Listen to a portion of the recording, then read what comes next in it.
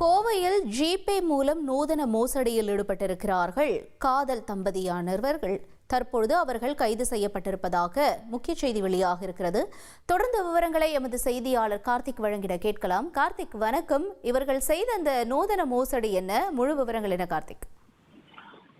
வணக்கம்.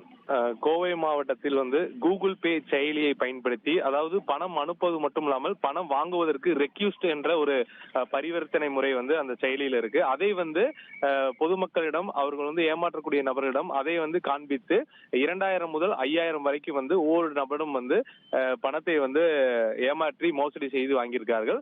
குறிப்பா ஒரு 100க்கும் மேற்பட்டோரிடம் இவர்கள் மோசடி செய்ததாகவும், குறிப்பா 2 லட்சத்துக்கு மேற்பட்ட பணங்களை இவங்க வாங்கி சொகுசு வாழ்க்கைக்கு பயன்படுத்தியது போலீசார் விசாரணையில் தெரிய வந்திருக்கு. இது தொடர்பாக முகமது ரிஸ்வான் மற்றும் அவருடைய மனைவி ஷர்மிளா பானு இவர்கள் 2 பேரும் அண்மையில் தான் திருமணம் செய்து சொகுசு வாழ்க்கைக்காக இது போன்று எளிய மக்களிடம் 2000 முதல் 5000 வரைக்கும் பணத்தை ஏமாற்றி தெரிய வந்தது. இது தொடர்பாக கவுண்டம்பாளையம் போலீசார் வழக்கு பதிவு செய்து இருவரையும் கைது செய்து தற்போது சிறையில் அடைத்துள்ளார்கள். தகவல்களுக்கு நன்றி கார்த்திக்.